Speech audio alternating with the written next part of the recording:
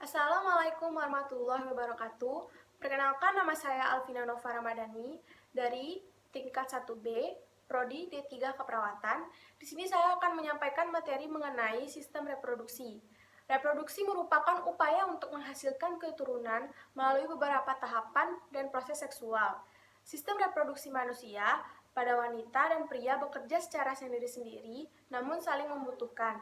Secara sederhana, proses reproduksi adalah hasil dari sperma kemudian mengalami pembuahan oleh sel telur yang berada pada wanita.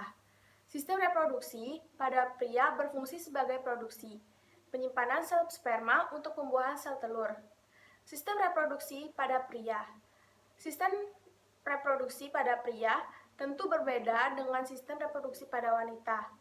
Sistem reproduksi pada pria tergolong lebih sederhana daripada sistem reproduksi pada wanita, serta memiliki struktur organ yang kebanyakan berada di luar, eksternal maupun internal.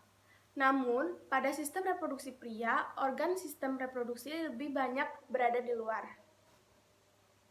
Berikut sistem reproduksi yang digunakan dalam sistem reproduksi pada pria. Yang pertama, penis. Penis adalah alat kelamin luar pada pria. Penis berfungsi untuk memasukkan sperma ke dalam alat kelamin wanita melalui pertemuan keduanya atau kopulasi. Penis merupakan organ yang tersusun atas otot yang dapat tegang dan dilapisi oleh lapisan kulit tipis. Proses tegangannya, penis disebut ereksi. Hal ini dikarenakan prepetium yang melapisi gland penis akan dipotong. Penis juga memiliki fungsi untuk ejakulasi, yaitu mengeluarkan sperma melalui uretra atau saluran dalam penis. Dikemih, oleh karena itu, kita bisa kencing sambil ejakulasi. Penis terdiri atas beberapa bagian, yaitu yang pertama gland penis, yang kedua batang atau korpus penis, yang ketiga pangkal penis. Yang kedua, skrotum. Skrotum adalah kantung kulit yang melindungi testis dan berfungsi sebagai tempat bergantungnya testis. Skrotum berwarna gelap dan berlipat-lipat. Skrotum mengandung otot polos yang mengatur jarak testis ke dinding perut. Hal dalam menjalankan fungsinya, skrotum dapat mengubah ukurannya. Jika udara suhu dingin, maka skrotum akan mengerut dan menyebabkan testis lebih dekat dengan tubuh, dengan demikian lebih hangat. Sebaliknya, pada cuaca panas, maka skrotum akan membesar, akan kendur, akibatnya luas permukaan skrotum meningkat dan panas dapat dikeluarkan. Yang ketiga, testis. Testis atau biasa bisa disebut buah zakar, pelir, atau biji kemaluan.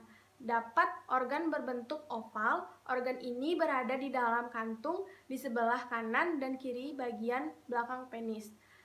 Fungsi utama testis adalah untuk memproduksi dan menyimpan sperma serta memproduksi testosteron. Testosteron adalah hormon pria yang bertanggung jawab untuk menghasilkan sperma dan memberikan perubahan pada tubuh selama masa pubertas.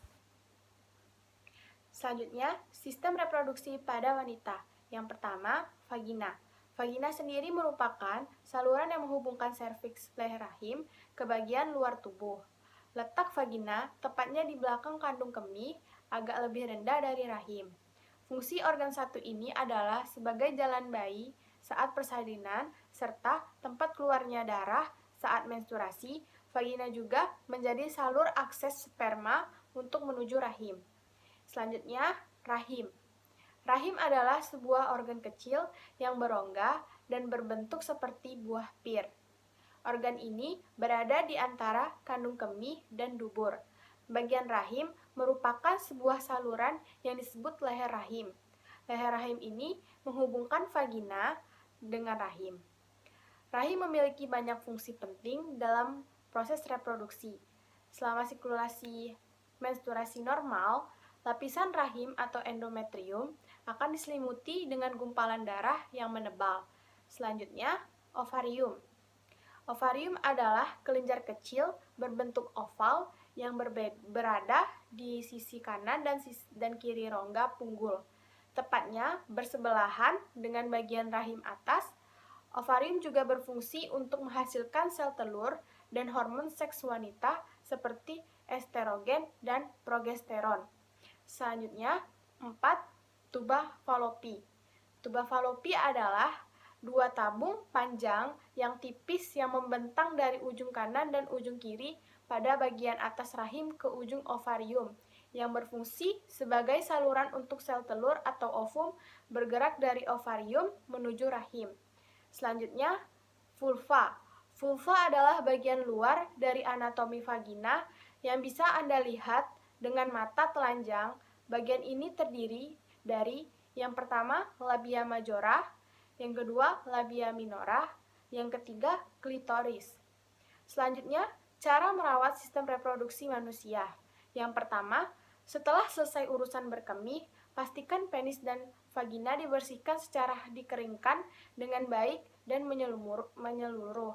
Yang kedua, hindari pemakaian bedak, sabun wangi, gel, dan antiseptik karena ini akan dapat mempengaruhi keseimbangan yang sehat dari bakteri dan tingkat pH di dalam area genital yang akan menyebabkan iritasi. Yang ketiga, rutinlah ganti celana dalam setiap hari. Yang keempat, pakailah celana yang berbahan katun. Yang kelima, pilihlah baju dan celana yang longgar. Terima kasih. Sekian dari saya. Wassalamualaikum warahmatullahi wabarakatuh.